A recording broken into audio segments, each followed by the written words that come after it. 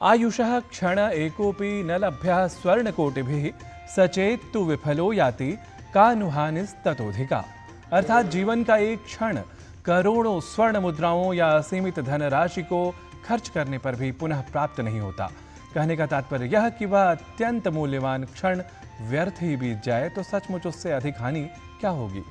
पर सुप्रभात की वेला में समय की महत्ता को समझने और समझाने के उद्देश्य के साथ और उस पर भी भारतीय संस्कृति व भारतीय ज्ञान परंपरा की विशेषताओं को रखने वाली प्रस्तुतियों के साथ सप्ताह के 5 दिनों तक यानी सोमवार से शुक्रवार तक विशेष रूप से उपस्थित होते हैं हम आपके चिरपरिचित कार्यक्रम सुप्रभातम में। तो अभिनंदन, अभिवंदन और अभिवादन स्वीकारें। मैं हूं नारायण दत्त मिश्र।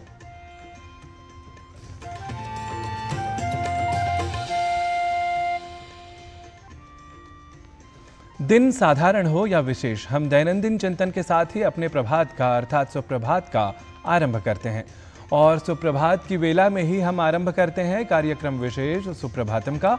और यह आरंभ होता है आज के पंचांग के अभिज्ञान, विज्ञान व संज्ञान के साथ, क्योंकि कहा भी गया है न कालः कालमत्येति न कालः परिहीयते स्वभावं च समासाद्य न कश्चित् अतिवर्तते।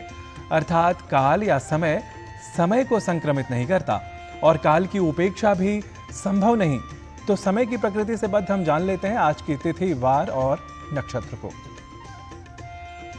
आज का पंचांग युगाब्द 5127, विक्रम संवत 2082, शक संवत 1947, उत्तरायण, ज्येष्ठ मास, कृष्ण पक्ष, चतुर्दशी तिथि, सोमवार, भरणी नक्षत्र। आज का दिन सभी के लिए मंगलमय हो। आज के पंचांग के बाद समय है अब सुभाषित की प्रस्तुति का। कहा भी गया है एतदेव कुलीनत्वमेतदेव गुणार्जनम यत् सदैव सताम सत्सु विनयावनतम शिरः। अर्थात सज्जनों की कुलीनता और गुणार्जन तो इसी में है कि सज्जनों के बीच सदैव मस्तक विनय से झुका रहे। तो इसी तरह के प्रेरक वचनों की प्रस्तुति का समय हो चला है। तो आइए अब प्रस्तुत करते हैं आज के सुभाषित को आपके चिर परिचित 3 भाषाओं के साथ। सजीवति गुणा यस्य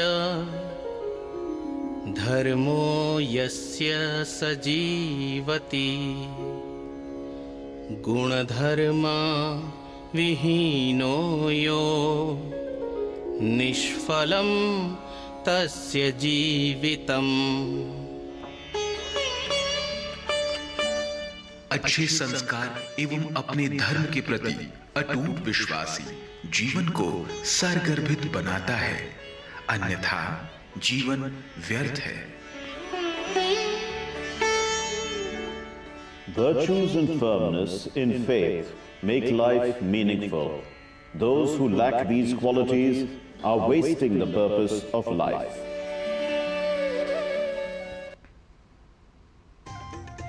कार्यक्रम में अब समय है भारतीय ज्ञान परंपरा से जुड़ी प्रस्तुति का।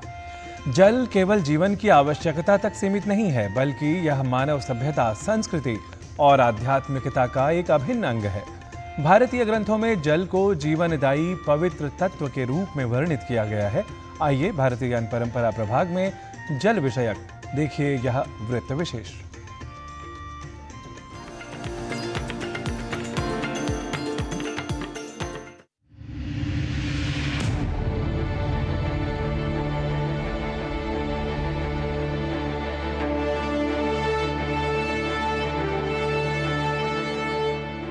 जल, जिसे जीवन का आधार माना जाता है, न केवल प्रकृति का एक महत्वपूर्ण तत्व है, बल्कि मानव सभ्यता के विकास और संस्कृति के निर्माण में भी इसकी अहम भूमिका रही है।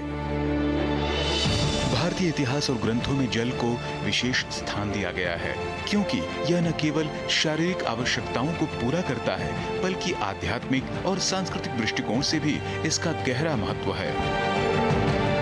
प्राचीन काल से ही मानव सभ्यता नदियों के किनारे विकसित हुई है। जल ने कृषि को संभव बनाकर मानव समाज के आर्थिक विकास में योगदान दिया।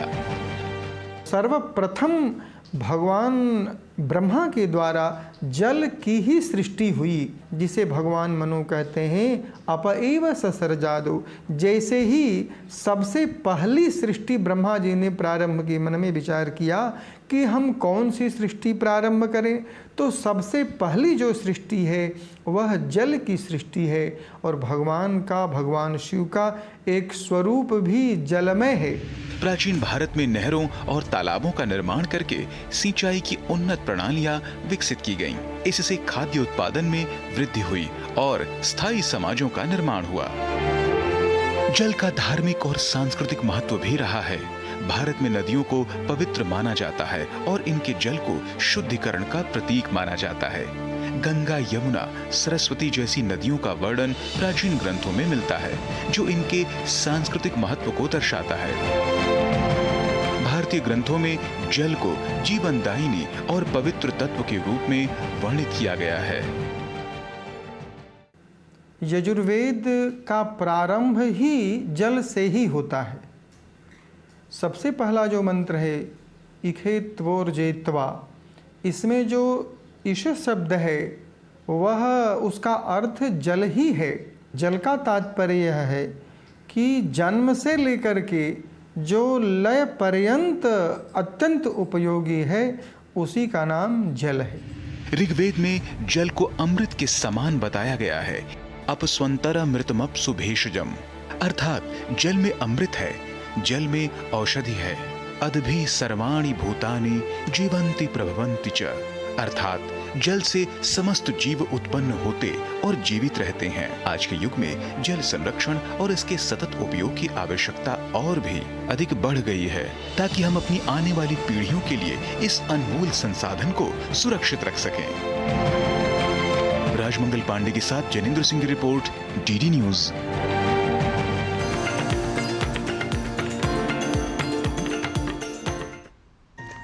और सुप्रभातम में अब समय है स्वास्थ्य मंत्र का।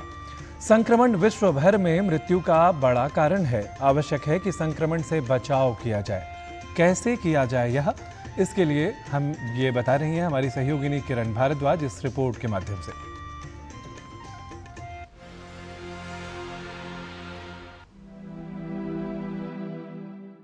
संक्रमण स्वास्थ्य के लिए बड़ा खतरा है। संक्रमण तब होता है जब कोई रोगाणु व्यक्ति के शरीर में प्रवेश कर उसको क्षति पहुंचाने लगता है, समस्या का कारण बनता है और व्यक्ति में रोग उत्पन्न करता है। इन संक्रामक जीवों को रोगजनक कहा जाता है। ये कई प्रकार के हो सकते हैं। जीवाणु यानी बैक्टीरिया, विषाणु यानी वायरस, कवक और परजीवी। कुछ कारक हैं जो संक्रमण के खतरे को बढ़ाते हैं, जैसे स्वच्छता का अभाव, साफ सफाई का ध्यान न रखना, पोषण की कमी, रोग प्रतिरोधक क्षमता कमजोर होना, सही व पूर्ण टीकाकरण न करवाना, संक्रमित व्यक्ति के संपर्क में आना, एंटीबायोटिक दवाओं का अधिक और अनावश्यक प्रयोग करना, बढ़ती आयु और कुछ अन्य अवस्थाएं, जैसे किसी व्यक्ति की रोग प्रतिरोधक क्षमता कम हो या पहले से ही उसे कोई रोग हो, तब भी संक्रमण होने की संभावना बढ़ जाती है। रोगाणु जीवित रहने के लिए, प्रजनन करने के लिए और अपने जीवन आयु को बढ़ाने के लिए व्यक्ति के शरीर का उपयोग करते हैं। मानव शरीर में प्रवेश कर ये रोगाणु अपनी संख्या बढ़ाते हैं और रोग का कारण बनते हैं। बच्चों में संक्रमण ये एक महत्वपूर्ण कारण है अंडर 5 मोर्टेलिटी का, और इन्फेक्शंस अलग अलग ऑर्गेनिज्म से होते हैं। जैसे बैक्टीरियल इन्फेक्शन हम बात करें, निमोनिया कॉज करते हैं। वायरल इन्फेक्शन जैसे फ्लू लाइक इलनेस होती है। पैरासिटिक इन्फेक्शंस ये यूजुअली एक्यूट इन्फेक्शंस हो सकते हैं। साथ ही साथ कुछ क्रॉनिक इन्फेक्शंस होते हैं, जैसे ट्यूबरकुलोसिस, जिसका बर्डन हमारे देश में पर्टिकुलरली बहुत ज़्यादा है। इन्फेक्शन होने का इंपॉर्टेंट कारण हो रहा है, जैसे कि हम कह रहे हैं संक्रमण, मतलब कि अगर किसी एक व्यक्ति को हुआ तो दूसरे व्यक्ति को भी उससे संक्रमण हो सकता है। संक्रमित होने के कुछ ही अवधि बाद व्यक्ति में रोग के लक्षण उत्पन्न हो जाते हैं। रोगजनक जल्दी ही गुणन करते हैं और दूसरे माहौल के अनुकूलित हो जाते हैं। कुछ संक्रमण हल्के होते हैं जो कुछ समय में ठीक हो जाते हैं। वहीं गंभीर संक्रमण गंभीरता को बढ़ा सकते हैं, व्यक्ति के लिए जटिलताएं उत्पन्न कर सकते हैं और कुछ स्थितियों में जीवन के लिए खतरा भी सिद्ध हो सकते हैं। यदि संक्रमण जटिल हो जाए तो कुछ मामलों में इलाज का कोई असर नहीं होता। संक्रमण कैसे फैलता है और शरीर पर इसके क्या प्रभाव होते हैं, ये रोगाणु और संक्रमण के प्रकार पर निर्भर करता है। किसी बच्चे को साल में 2 बार से ज़्यादा निमोनिया हो रहा है, कहीं पे मवाद बन रहा है, कोई डीप सीटेड इन्फेक्शन जैसे ऑस्टियोमाइलाइटिस, बोन एब्सेस या लिवर एब्सेस रिकरेंट हो रहा है, मेनिंजाइटिस हो रही है या दिमागी इन्फेक्शंस हो रहे हैं, तो ऐसे केस में हमें प्राइमरी इम्यून डेफिशिएंसी के बारे में भी सोचना चाहिए और डॉक्टर से उचित सलाह लेनी चाहिए। दूसरा कारण कई बार आज कुछ बच्चों में पर्टिकुलरली जो क्रॉनिक डिसऑर्डर से अफेक्टेड हैं, जैसे मान लीजिए रोमैटिक डिसऑर्डर्स हैं, जो बच्चे क्रॉनिक इम्यूनोमॉड्यूलेटर्स या ऐसी ड्रग्स लेते हैं जिससे हमारी इम्यूनिटी वीक हो सकती है, जैसे steroids, disease modifying anti rheumatic drugs, ऐसे बच्चों को भी इन्फेक्शन होने का खतरा ज़्यादा रहता है। संक्रमण एक से दूसरे व्यक्ति में कई प्रकार से फैल सकता है, जैसे त्वचा के संपर्क से, हवा में मौजूद संक्रमित कणों से, संक्रमित व्यक्ति के खांसने या छींकने से, किसी कीट के काटने से या संक्रमित व्यक्ति द्वारा प्रयोग की गई वस्तु को प्रयोग करने से। अगर इन्फेक्शन को समय पे सही दवा से इलाज ना किया जाए तो वो समय के साथ बढ़ सकता है और कई बार जानलेवा भी हो सकता है। इसलिए इम्पॉर्टेंट है कि हम पहले तो इस इन्फेक्शन का प्रिवेंशन करें। कुछ मुख्य चीज़ें हैं जो बच्चों में पर्टिकुलरली इम्पॉर्टेंट है और उसमें से एक इम्पॉर्टेंट मैं वेपन कहूँगा है वैक्सीनेशन या इम्यूनाइजेशन। तो समय पे सभी बच्चों को जो टीके हैं वो ज़रूर लगवाएं। उससे हम क्रॉनिक इन्फेक्शन जैसे ट्यूबरकुलोसिस उसकी गंभीरता को रोक सकते हैं। कई इन्फेक्शन जैसे डायरिया, निमोनिया, इनका बचाव कर सकते हैं।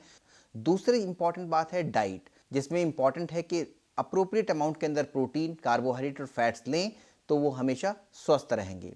तीसरा चीज़ है, अगर इन्फेक्शन होता है तो इन्फेक्शन प्रिवेंटिव मेजर जैसे मैंने बात करी कॉफ हाइजीन की या हैंड हाइजीन की, वो धीरे धीरे बच्चों को सिखाना है कि अगर कॉफ होता है तो खुले में ना खांसें। कॉफ हाइजीन मतलब खांस रहे हैं तो हाथ ना लगाएं, बेहतर होगा कि इस तरीके से करके खांसें। हमेशा ध्यान दें कि बच्चे हमेशा हाथ धो के, साबुन से हाथ धो के ही खाना खाएं। बाहर का भी जो अनकुक्ड फूड है प्रेफरेबली अवॉइड करें और घर में बना हुआ और पका हुआ भोजन ही खाएं। बच्चों और कमजोर प्रतिरोधक क्षमता वाले लोगों में संक्रमण की संभावना भी अधिक होती है और यदि संक्रमण हो जाए तो उसकी गंभीरता भी अधिक हो जाती है। आवश्यक है कि संक्रमण से बचाव के लिए सावधानी रखी जाए। कोई भी संक्रमण होने पर उसका सही और जल्द उपचार कराएं, जिससे जटिलता को बढ़ने से रोका जा सके। संक्रमण से बचाव के लिए आवश्यक है अपनी रोग प्रतिरोधक क्षमता को मजबूत बनाएं, स्वच्छता का पालन करें और सावधानी रखें। संक्रमण के प्रति सतर्क रहना रोगों से बचाव का एक उपयोगी विकल्प है। किरण भारद्वाज, डीडी न्यूज।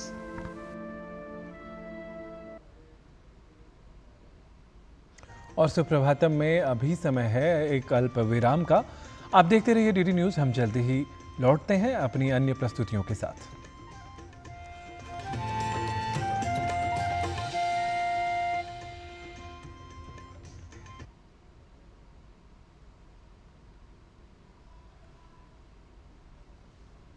मतलब समझ लो पेट्रोल। जब तक कार में पेट्रोल है तब तक कार चलेगी, पेट्रोल खत्म कार स्टॉप। पर पापा, इस बार पेट्रोल खत्म होने पर भी कार चलती रहेगी। वो कैसे?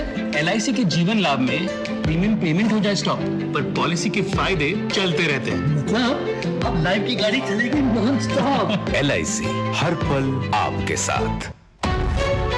विभाग अनेक, कंप्लेंट बॉक्स 1। किसी भी सरकारी दफ्तर, विभाग या बैंक से जुड़ी शिकायत के लिए pgportal.gov.in पर जाएं, रजिस्टर करें, संबंधित विभाग चुनें, शिकायत दर्ज करें और ट्रैकिंग ID नोट करें। SMS या ईमेल पर एक्नॉलेजमेंट पाएं और शिकायत का जवाब सीधे मंत्रालय से प्राप्त करें। अब तक 1 करोड़ 12 लाख से अधिक भारतीयों ने भरोसा जताया। CP ग्राम्स, आपकी हर शिकायत का हल।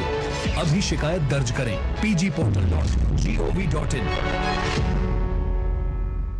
प्लेटफॉर्म नंबर 2 से चलने वाली सुपरफास्ट एक्सप्रेस के यात्री तुम्हें नहीं, इसे मोबाइल चार्ज करना। दिमाग चार्ज कर अपना। ऐसे पब्लिक पोर्ट से फोन चार्ज किया तो पर्सनल डेटा होगा पब्लिक। देखा? पापा रुको, मैं पे करता हूँ। No signal. अब क्या करोगे? फ्री वाईफाई है ना। बुद्धू सुधर जा। पेमेंट्स के लिए नो ओपन वाईफाई, यानी फ्रॉड को करो बाय बाय। आरबीआई कहता है करो सही शुरुआत, बनो फाइनेंशियली स्मार्ट।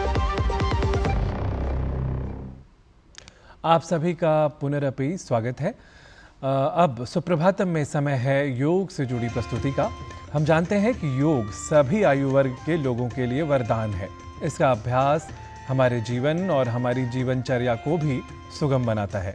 आइए देख लेते हैं बच्चों के लिए उपयोगी कुछ यौगिक क्रियाओं को योग प्रभाग में। योग करने की कोई उम्र नहीं होती, बिल्कुल सही बात है। और एक प्रश्न जो सबसे पहले मन में आता है वो ये आता है, बच्चों को किस आयु से योग का संस्कार दें। तो हम हमेशा कहते हैं बच्चों से पहले गर्भवती माओं को योग का संस्कार मिलना चाहिए, क्योंकि हम तो उस संस्कृति में से आते हैं जहाँ अभिमन्यु ने पूरा का पूरा चक्रव्यूह भेदन भी गर्भ अवस्था में सीख लिया था।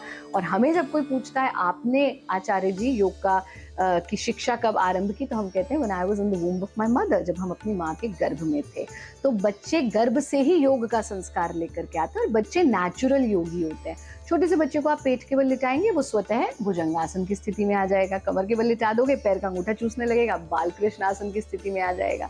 पर फिर भी जो प्रॉपर ट्रेनिंग आप देंगे बच्चों को, वो उस उम्र से देनी शुरू कर देनी चाहिए जिस उम्र से वो समझने लगे।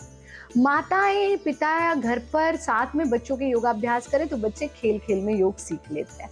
दो ऐसी खेल खेल में योग की क्रियाएं आज हम आपको बता रहे हैं। विरेचन गति के लिए आप ऐसे बैठ करके भी कर सकते हैं, खड़े होकर के भी कर सकते हैं। अगर बच्चे का बैठने का मन नहीं है, खड़े खड़े करा दीजिए।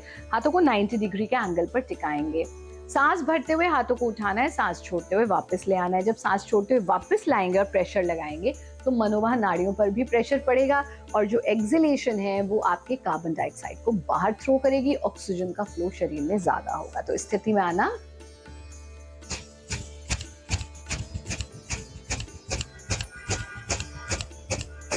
पचास का एक राउंड कर लीजिए, 50 एक्सहेलेशंस का, दोनों हाथों को खोला, 3 बार डीप ब्रीदिंग कर लीजिए, हाथों को वापस ले आइए। ये बच्चे खड़े खड़े कर सकते हैं, जंप के साथ भी कर सकते हैं, बैठे बैठे भी कर सकते हैं। दूसरा अभ्यास है शिशु गति। शिशु गति का अभ्यास बच्चों की ओवरऑल हेल्थ के लिए, स्पाइनल हेल्थ के लिए और विशेष रूप से जब एक्यूप्रेशर पॉइंट्स पर प्रेशर पड़ता है तो उनकी हर समस्या का समाधान है। मेमोरी विजडम के लिए भी बहुत बहुत लाभकारी है। इस तरह से बच्चे, शिशु गति है ना इसका नाम, तो बच्चों की गति है और बच्चा ही हमको बन जाना है। तो दोनों हथेलियां जमीन पर रहेंगी, इस पर आपके प्रेशर पॉइंट्स पर प्रेशर पड़ेगा और इस तरह से लंबा लंबा बच्चों के साथ आप भी करें और किलकारी करनी है। कैसे?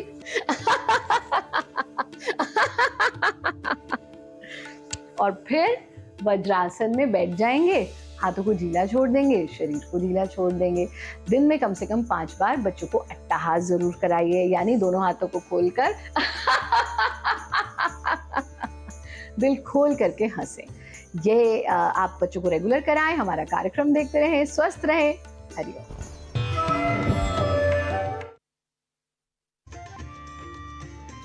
तब में समय है संस्कृत भाषा सीखने का।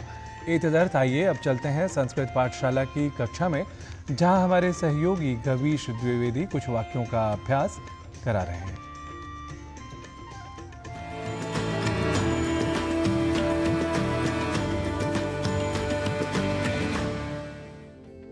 नमस्कारः, स्वागतमस्तु भवतां सर्वेषाम् एतस्याम् अभिनवायां संस्कृतकक्षायां। मम नाम गवीशः। मित्रों, संस्कृत कक्षा में आज हम यात्रा के समय, विशेष रूप से ट्रेन से यात्रा करते समय किसी यात्री से किए जाने वाली बातचीत में प्रयोग में आने वाले वाक्यों के कुछ अंशों को संस्कृत में बोलना सीखेंगे। आइए देख लेते हैं आज के वाक्यों को। यदि हमें पूछना हो आप कहाँ जा रहे हो, तो इसे संस्कृत में कहेंगे भवान कुत्र गच्छन् अस्ति। भवान कुत्र गच्छन् अस्ति। मैं वाराणसी जा रहा हूं। यदि यह वाक्य हो तो कहेंगे अहम वाराणसीम गच्छन् अस्मि। अहम वाराणसीम गच्छन् अस्मि। आप किस ट्रेन से जा रहे हैं? यदि यह वाक्य हो तो संस्कृत में पूछेंगे भवान केन रेलयानेन गच्छन् अस्ति। भवान केन रेलयानेन गच्छन् अस्ति। यदि वाक्य हो मैं वंदे भारत ट्रेन से जा रहा हूं तो कहेंगे अहम वंदे भारत रेलयानेन गच्छन् अस्मि। अहम वंदे भारत रेलयानेन गच्छन् अस्मि। यदि वाक्य कहना हो मैं तो शिव गंगा ट्रेन से जाऊंगा तो संस्कृत में बोलेंगे अहम तु शिव गंगा रेलयानेन गमिष्यामि। अहम तु शिव गंगा रेलयानेन गमिष्यामि। टिकट मिल गई यदि यह वाक्य हो तो संस्कृत में कहेंगे यात्रा चिटिका प्राप्ता वा। यात्रा चिटिका प्राप्ता वा। टिकट के लिए संस्कृत में यात्रा चिटिका या केवल चिटिका इस पद का प्रयोग करते हैं। यदि वाक्य हो टिकट कहाँ से खरीदूं तो कहेंगे यात्रा चिटिकाम कुत्र क्रीणामि। यात्रा चिटिकाम कुत्र क्रीणामि। जल्दी आओ गाड़ी निकल जाएगी। यदि इसकी संस्कृत बनानी हो तो कहेंगे शीघ्रम आगच्छतु यानम निर्गच्छेत। शीघ्रम आगच्छतु यानम निर्गच्छेत। अभी अभी एक ट्रेन गई यदि यह वाक्य हो तो कहेंगे अधुना एव एकम रेलयानम गतम। अधुना एव एकम रेलयानम गतम। यदि वाक्य कहना हो गेट से हटो तो संस्कृत में कहेंगे द्वारात अपसर। द्वारात अपसर। मैं आपके पास बैठता हूं। यदि यह वाक्य हो तो कहेंगे अहम भवतः पार्श्वे उपविशामि। अहम भवतः पार्श्वे उपविशामि। जरा एडजस्ट कर लें। यदि यह वाक्य हो तो कहेंगे किंचित समंजनम करोतु। किंचित समंजनम करोतु। वाक्य यदि कहना हो ट्रेन कब जाएगी तो संस्कृत में कहेंगे रेलयानम कदा प्रस्थितम भवेत। रेलयानम कदा प्रस्थितम भवेत। समय तो 6 बजे का था। प्रस्थान समयः तु 6:00 आसीत्। प्रस्थान समयः तु 6:00 आसीत्। यदि वाक्य हो ट्रेन में व्यवस्था अच्छी है तो संस्कृत में कहेंगे रेलयाने उत्तमा व्यवस्था अस्ति। रेलयाने उत्तमा व्यवस्था अस्ति। यदि वाक्य कहना हो जल्दी उतरिए तो संस्कृत में कहेंगे शीघ्रम अवतरतु। शीघ्रम अवतरतु। टिकट कंफर्म नहीं हुआ यदि यह वाक्य हो तो संस्कृत में बोलेंगे यात्रा चिटिका प्रतीक्षा सूच्याम अस्ति। यात्रा चिटिका प्रतीक्षा सूच्याम अस्ति। ट्रेन नंबर क्या है तो कहेंगे रेलयानस्य संख्या का। रेलयानस्य संख्या का। मित्रों इन वाक्यांशों को आप भी अपनी किसी यात्रा के समय प्रयोग कर सहयात्रियों की प्रतिक्रिया जान सकते हैं। इससे 2 लाभ होंगे।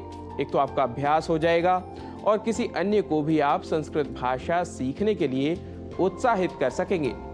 आज के सत्र के लिए इतना ही। अग्रिम कक्षा में कुछ और वाक्यों को लेकर होंगे आपके समक्ष उपस्थित। तब तक के लिए नमो नमः।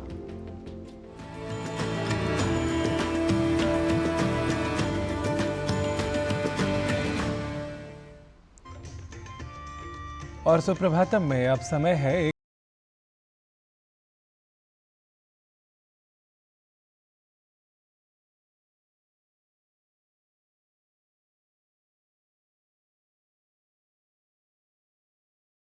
के थिरुवीरा अरासू के प्रयासों की भी प्रशंसा की थी, जिन्होंने कॉफी की खेती से कोडई कनाल में लीची के पेड़ लगाने में सफलता प्राप्त की।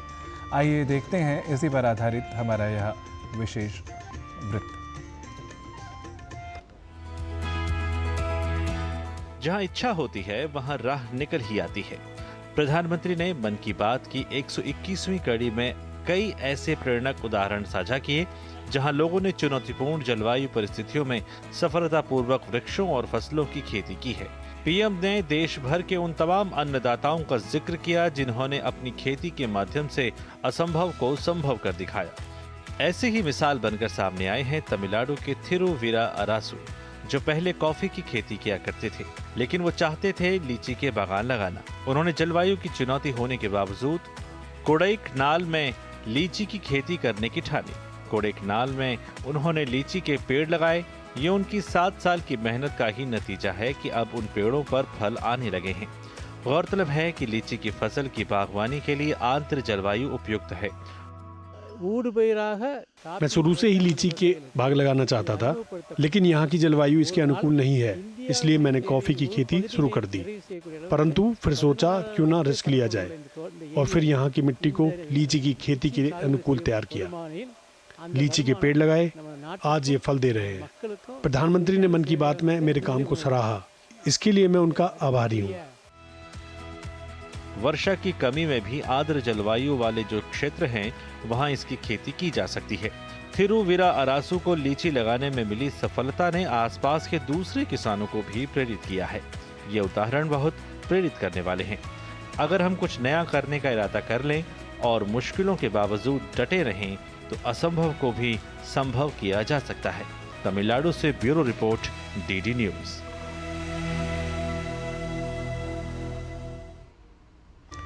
आयुषः खण्डमादाय रविरस्तमयं गतः अहं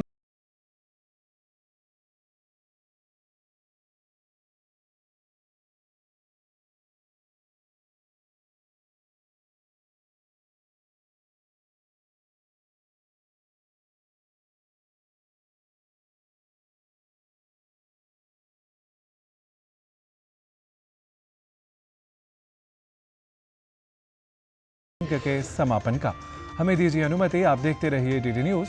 नमः स्वस्ति च सर्वेभ्यः।